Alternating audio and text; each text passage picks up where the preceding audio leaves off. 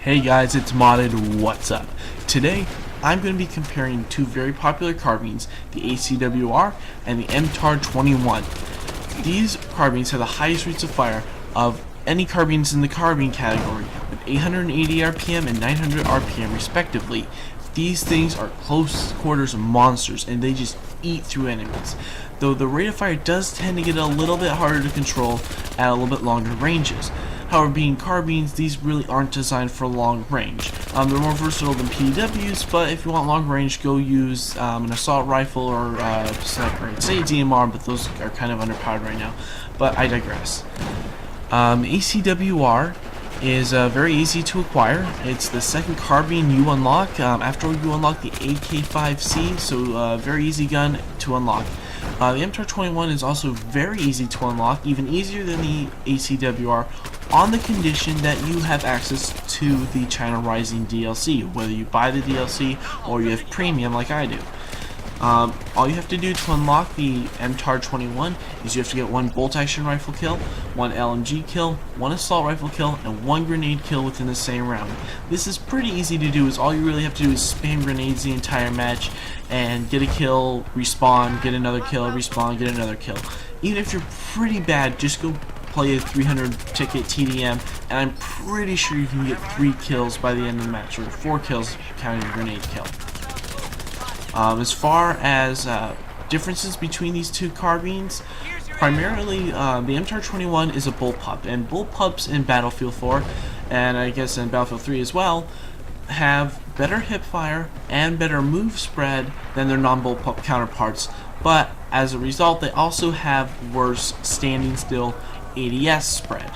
So the ACW-R will be a little bit more accurate if you're bursting and standing still, but for practically every other scenario, the MTAR-21 will be a little bit more accurate. Now, going back to the rate of fire, some people make a big deal about it, I've seen in game, and in my opinion, there's not really that much of a difference.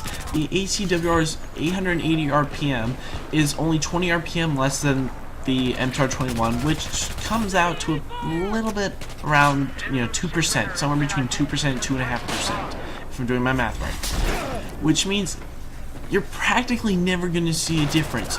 You're not going to be running around dying going, oh my gosh, if I had that extra 20 RPM, I would have killed the guy. Not really.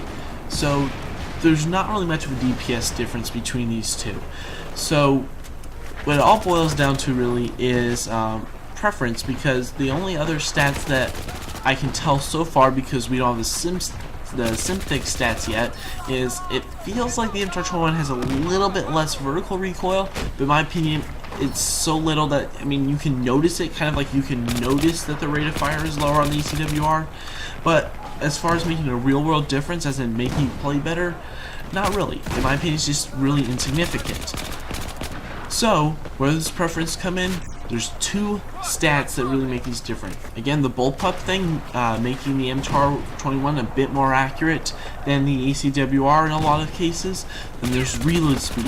One of the reasons the ACW-R has been loved and given 5 stars by pretty much everyone who reviews it is the fact that it's great in every stat, and to top it off, it's got the really high rate of fire, but it's got crazy fast reload speed. At only 1.85 seconds, if you still have a round in the chamber, the ACW-R can mow through an enemy, reload, and get right back into the action.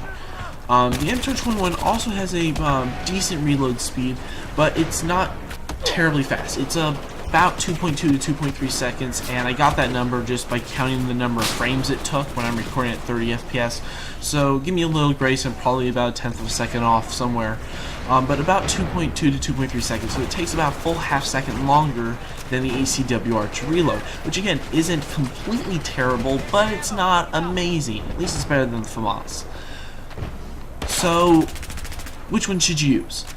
In my opinion, pick whichever gun you like the best, which you think looks the best, which one you do better with when you go out in the field, and stick with it.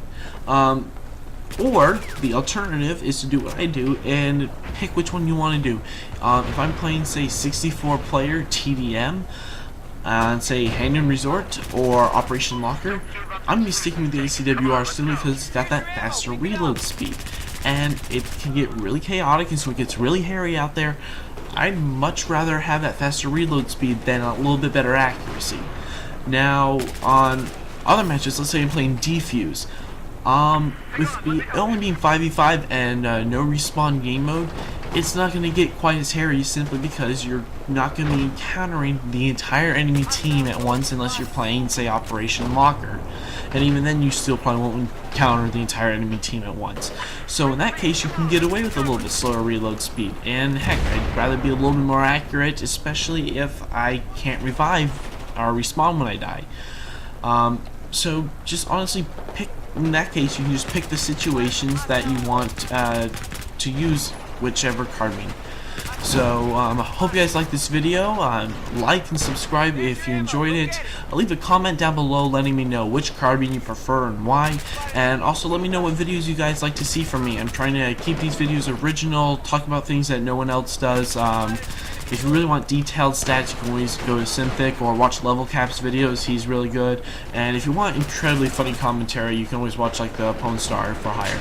So I'm trying to keep these kind of original. So I'm going to start with comparisons, and so please let me know what you guys think. If you guys hate this, let me know. If you guys love this, let me know. Talk to you guys later. Stay sharp.